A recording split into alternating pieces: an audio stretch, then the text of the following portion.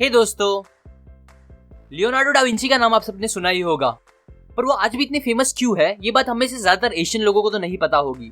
मुझे भी एग्जैक्टली नहीं पता थी, इसीलिए पहले तो मैं आपको बताना चाहूंगा कि क्यों लियोनार्डो को आज तक की दुनिया में आए सबसे ग्रेटेस्ट लोगों में से एक माना जाता है और क्यों उन्हें one of the finest genius बोलते हैं लोग। लियोनार्डो डा विंची एक इन्वेंटर थे, एक पेंटर थे, एक स्कल्प्टर थे, एक आर्किटेक्ट थे, एक साइंटिस्ट थे, एक मैथमेटिशियन थे, एक इंजीनियर थे और एक राइटर भी थे। अभी भी कम लग रहा है तो चलो कुछ और चीजें ऐड कर देता हूँ। और वो और भी दूसरी फील्ड्स में बहुत अच्छे थे, जैसे कि anatomy, geology, literature, botany, astronomy, cartography और हिस्ट्री। मतलब जितने सब्जेक्ट्स आज एक पूरी कॉलेज में नहीं होते, उससे ज्यादा सब्जेक्ट्स के डा विंची मास्टर थे। और वो भी उस टाइम पे जब इंटरनेट नहीं था, जब इंफॉर्मेशन मिलना बहुत चैलेंजिंग चीज थी तब। और इतना ही नहीं, उन्हें बहुत से लोग फादर ऑफ आर्किटेक्चर, पैलियोंटोलॉजी और आइकनोलॉजी भी बोलते हैं। बस कोर टैलेंट की बात करूं तो वो आज तक के सबसे बेस्ट पेंटर्स में से एक है, जिनकी पेंटिंग मोनालिसा को दुनिया की सबसे फेमस पेंटिंग माना जाता है। और द लास्ट सपर नाम की उनकी पेंटिंग सबसे ज्यादा रिक्रिएट करी गई पेंटिंग है। इन्वेंशंस की बात करें तो उन्हें parachute, helicopter, tank, expandable ladder और ऐसी और भी बहुत सी चीजों के इन्वेंशन के लिए क्रेडिट दिया जाता है। और अभी के लिए बस एक स्वीट सा एंड देने के लिए बताऊं तो वो एम्बीडेक्स्ट्रस थे, मतलब वो दोनों हाथों से लिख सकते थे। और ऐसी और भी बहुत सी इंटरेस्टिंग चीजें डा विंची ने करी थी अपनी लाइफ में, जिसकी वजह से ही लोग और हिस्टोरियंस उन्हें एक यूनिवर्सल जीनियस बोलते थे। अब ये सब मैं आपको क्यों बता रहा हूँ, क्योंकि आज जिस बुक की समरी मैं आपको देने वाला हूँ उसका नाम है थिंक लाइक डा विंची, जो सच में एक कमाल की बुक है अपनी इंटेलिजेंस, ब्रेन पावर और नॉलेज को बढ़ाने के लिए, जो मेरे हिसाब से आपको एक बार तो पक्का पढ़नी चाहिए। सो अगर आपको ये बुक खरीदनी है तो आप नीचे डिस्क्रिप्शन में जाके खरीद सकते हो। नाउ बिना रुके स्टार्ट करते हैं आज की summary. Think like da Vinci इस बुक के ऑथर बचपन से दो लोगों के बड़े फैन थे, एक सुपरमैन के और दूसरे डा विंची के। बट बड़े होते होते जब उन्हें पता चला कि सुपरमैन असली में नहीं है बल्कि नकली है, लेकिन डा विंची रियल में थे और उनकी जो अचीवमेंट्स थी वो भी रियल थी, तो ये पता चलने के बाद वो लियोनार्डो डा विंची के और बहुत बड़े फैन बन गए। जिसके बाद जब उन्हें मौका मिला तो उन्होंने फिर कई सालों तक डा विंची के बारे में पढ़ाई करी, उनकी लिखी गई हर एक बुक को बार बार कई बार पढ़ा और उनके ऊपर बहुत सारी रिसर्च करी अलग अलग जगह जाके, जिसे फाइनली उन्हें 7 ऐसे प्रिंसिपल्स मिले जिसे लियोनार्डो डा विंची हमेशा फॉलो करते थे और जिसकी वजह से ही वो इतने बड़े जीनियस बन पाए थे, जो अगर हम भी फॉलो करेंगे तो शायद हम उनकी तरह तो नहीं बट एक जीनियस जरूर बन सकते हैं। सो अभी मैं आपके साथ वही 7 प्रिंसिपल्स शेयर करूंगा।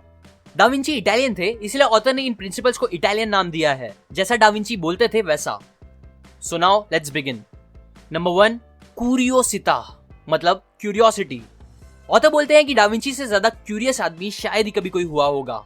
वो हद से ज्यादा क्यूरियस इंसान थे, जिसे हर चीज के बारे में जानना था और सब कुछ जानना था। वो हमेशा क्यूरियस और रेडी रहते थे चीजें सीखने के लिए, और यही मेन रीजन था जिसकी वजह से वो इतना कुछ इन्वेंट और अचीव कर पाए। अभी से रिलेटेड एग्जांपल दूं तो आज दुनिया का सबसे बड़ा हैकर वही इंसान बना होगा जिस इंसान के अंदर हैकिंग इस टॉपिक को लेकर सबसे ज्यादा क्यूरियोसिटी रही होगी, जो हैकिंग से रिलेटेड हर क्वेश्चंस के आंसर्स दिन भर सर्च करता रहता था, अलग अलग ब्लॉग्स पढ़ता था, वीडियोस देखता रहता था एक्सेट्रा। वही इंसान आज हैकिंग जीनियस होगा, ना कि वो इंसान जिसे साल में बस एक बार हैकिंग सीखने का जोश आया था और बस फिर दूसरे दिन चला भी गया था। वो टाइप का इंसान बिल्कुल नहीं। किसी भी फील्ड को लेके जितनी ज्यादा क्यूरियोसिटी होगी आपके अंदर, उतना ज्यादा चांस है कि आप उस फील्ड में मास्टर बन पाओगे।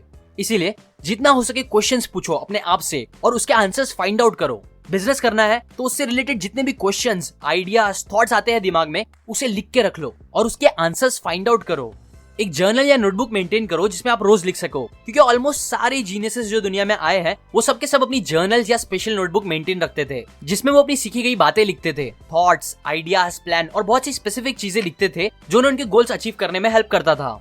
डा विंची ने भी ऐसी बहुत सी बुक्स मेंटेन रखी थी जिसमें वो हर दिन लिखा करते थे, और ये चीज मैं भी फॉलो करता हूँ। इसलिए आप भी एक बुक या जर्नल मेंटेन करो, इससे आपकी क्यूरियोसिटी लेवल बहुत ज्यादा बढ़ जाएगी और आप जीनियस बनने के फर्स्ट कंडीशन को भी पूरा कर लोगे। नंबर 2, डिमोन्स्ट्रेशियोने, मतलब डेमोन्स्ट्रेशन।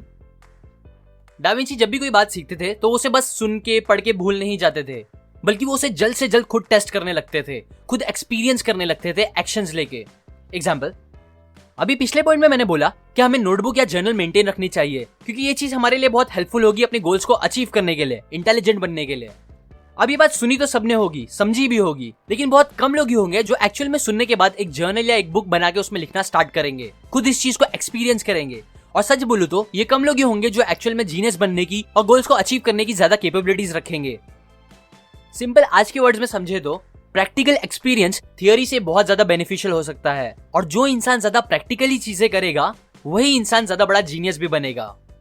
मैं आपको कम्युनिकेशन स्किल्स के बारे में कितनी भी अच्छी अच्छी बातें क्यों ना सिखा दूं, जब तक आप प्रैक्टिकली गलती करके, डरते हुए, एक जिद के साथ बार बार उस नॉलेज को अप्लाई नहीं करोगे, खुद एक्सपीरियंस नहीं करोगे, तब तक आपकी कम्युनिकेशन स्किल्स अच्छी नहीं होगी और ना आप उस चीज में मास्टर बन पाओगे। नंबर 3, सेंसाzione, मतलब सेंसेशंस। दाविंची अपने पांचों सेंसेस का बहुत ज्यादा अच्छे से यूज करते थे और मैक्सिमम यूज करते थे। एग्जाम्पल, मतलब समझो अगर उनके सामने एक पेड़ है जिसे वो देख रहे हैं, तो उस पेड़ को बस एक नॉर्मल पेड़ है, लकड़ी, पत्ते ऐसे नहीं दिखते थे, बल्कि उसे एकदम गौर से देखते थे कि कैसे उस पेड़ की मोटी मोटी जड़ें हैं जिसके दम पे वो पेड़ खड़ा है, कैसा इंटरेस्टिंग उस पेड़ का शेप है, कैसे उसके ब्रांचेस निकले हैं जो जमीन से थोड़ी हाइट पे है, और कैसे उसमें से और अलग अलग ब्रांचेस निकली है जिसमें अलग अलग कलर के पत्ते हैं, और फिर कैसे एंड में कुछ ब्रांचेस के फ्लावर भी निकले हैं, और ये सब कितना ब्यूटीफुल है। मतलब वो चीजों को एकदम डिटेल में देखते थे, और यही रीजन भी था जिसकी वजह से वो चीजों को इतने अच्छे से समझ पाते थे। इसीलिए आप भी अपने सेंसेस का एकदम अच्छे से यूज करो, और बस आंखों से रिलेटेड ही नहीं, बल्कि कुछ सुन रहे हो तो उसे एकदम गौर से सुनो, म्यूजिक सुन रहे हो तो उसके पैटर्न को गौर से सुनो और समझो, जब कोई चीज पकड़ रहे हो तो उसे अच्छे से फील करो, सांस ले रहे हो तो एकदम अच्छे से आसपास की स्मेल को महसूस करो। चीजों को बस पेट भरने के लिए मत खाओ, बल्कि उसे टेस्ट करो, अलग अलग स्वाद को आइडेंटिफाई करो, उसका मजा लो। अब इन सारी चीजों को मॉडर्न टर्म में लोग माइंडफुलनेस भी बोलते हैं, जो सच में आपको बहुत हेल्प करेगा अपना फोकस, इंटेलिजेंस और आपको जीनियस बनाने के लिए। इसीलिए जितना हो सके उतना ज्यादा लेवल पे अपने सेंसेस का यूज करो। नंबर 4, स्फुमातो, मतलब कंफर्ट विद पैराडॉक्स। ये one of my favourite principle है जिसे आप जरा गौर से समझना। एक एग्जांपल देके बताता हूँ। समझो मैं एक आदमी को बोलता हूँ कि किसी भी इंसान को जान से मारना गलत बात है और वो नहीं करना चाहिए, जबकि दूसरी तरफ मैं एक और इंसान से मिलता हूँ और उसे बोलता हूँ कि हाँ, एक इंसान की जान लेना सही है और वो लेनी चाहिए।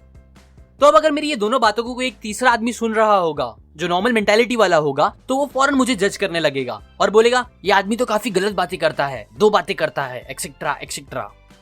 जबकि अगर ये इंसान एक नॉर्मल नहीं बल्कि जीनियस मेंटालिटी वाला होता, तो वो मुझे फौरन गलत मानने का डिसीजन नहीं लेता, बल्कि वो दोनों बातों को समझने की कोशिश करता, और अगर समझ नहीं आता तो वो मुझसे पूछता कि मैंने ऐसा क्यों बोला, जिससे शायद उसे ये सच पता चल पाता कि पहले मैं जो आदमी से बात कर रहा था वो एक खराब क्रिमिनल टाइप इंसान था जो शायद आम लोगों को मार सकता है फ्यूचर में, जबकि दूसरी तरफ वो दूसरा इंसान एक सोल्जर या पुलिस ऑफिसर था जिससे मैं ये डिस्कस कर रहा था कि हाँ, जो टेररिस्ट, क्रिमिनल्स, रेपिस्ट, मर्डरर्स होते हैं उन्हें जान से मार देने की सजा एक सही मिसाल हो सकती है लोगों के लिए। सो अब ये पता चलने के बाद उस जीनियस मेंटालिटी वाले को समझ आ पाता कि मैं एकदम अपोजिट चीज बोल रहा था, बट दोनों बातें अपनी जगह पे सही भी थी, जो वो नॉर्मल मेंटालिटी वाला इंसान नहीं समझ पाया। ज्यादातर लोगों को अगर मैं कोई दो बात बोलूं जो उनके हिसाब से एक दूसरे से अपोजिट हो रही है, तो वो मेरी दोनों बातें सुन के कंफ्यूज हो जाएंगे और मुझे गलत बोल के कोई एक ऑप्शन चूज करेंगे जो उनके हिसाब से सही होगा। लेकिन जीनियस लोग ऐसे नहीं होते, वो दो अपोजिट लग रही बातों को भी समझने की कोशिश करते हैं और जल्दी डिसीजन नहीं लेते, बल्कि और ज्यादा इंफॉर्मेशन सर्च करने की कोशिश करते हैं। इसका एक और एग्जाम्पल मेरे लास्ट वीडियो के साथ ही हुआ था। मैंने मेरे पिछले वीडियो में स्टोइसिज्म इस कॉन्सेप्ट को एक्सप्लेन किया था, जो बेसिकली हमें सिखाता है कि कैसे हमें बुरी से बुरी चीज लाइफ से एक्सपेक्ट करके किसी भी चीज को फेस करने के लिए रेडी रहना चाहिए। अब ये बात कुछ लोगों को बहुत नेगेटिव लगी, जबकि मैं यूजुअली हमेशा पॉजिटिव रहने बोलता हूँ, सो वो कंफ्यूज हो गए कि मैं उन्हें नेगेटिव रहने के लिए कैसे बोल रहा हूँ, जबकि मेरा ऐसा इंटेंशन बिल्कुल नहीं था। अगर आपको आज का ये प्रिंसिपल समझ आ गया होगा तो वो वीडियो भी आपको बेटर तरीके से समझ आएगा। सो अगर आपने वो वीडियो नहीं देखा या आपने देखा था और आपको वो नेगेटिव लगा था, तो आप वापस से देखो यहाँ क्लिक करके, या जिसकी लिंक मैंने डिस्क्रिप्शन और कमेंट में भी दी है, और मुझे बताओ भी क्या उसमें बताई गई बातें लॉजिकल थी या नहीं। कंक्लूड करने के लिए बोलूं तो ये प्रिंसिपल मतलब स्टेप 4 को अप्लाई करने के लिए आप क्या कर सकते हो कि जितना हो सके उतना फॉरन डिसीजन मत लो, बल्कि चीजों को अलग अलग पर्सपेक्टिव और तरीके से समझो। ऐसा करने से आपको दुनिया की बेटर अंडरस्टैंडिंग होगी, आपकी नॉलेज और विजडम भी बहुत बढ़ जाएगी एक नॉर्मल इंसान से, जो इवेंचुअली फिर आपको एक जीनियस भी बना देगी। ये थे साथ में से बस 4 स्टेप्स और प्रिंसिपल्स। क्योंकि ये सारे प्रिंसिपल्स बहुत इंपॉर्टेंट है, इसलिए मैंने टाइम लेके बता रहा हूं ताकि आप थोड़ा थोड़ा करके समझो और अप्लाई करना स्टार्ट भी कर दो। बाकी बचे 3 स्टेप्स मैं अगले वीडियो में कवर करूंगा, सो डोंट वरी। अभी के लिए इन्हीं 4 स्टेप्स को फॉलो करना स्टार्ट कर दो। और अब इस बुक की समरी से हटके एक बात, अगर आपको मेरे वीडियो सबसे पहले देखने हैं तो आप मेरे सीकिन ऐप को जरूर डाउनलोड करें, क्योंकि ऐप में मैं अपने वीडियो को यूट्यूब से एक दिन पहले अपलोड करता हूँ। मैं उस ऐप में कुछ ऑडियो बुक्स भी डालता रहता हूँ जो आप फ्री में डाउनलोड कर सकते हो, और रिसेंटली मैंने उसमें रिकमेंडेशन फीचर भी ऐड किया है, जिसमें अपनी नॉलेज के हिसाब से बेस्ट बुक्स रिकमेंड करता हूँ जो आपको पढ़नी चाहिए।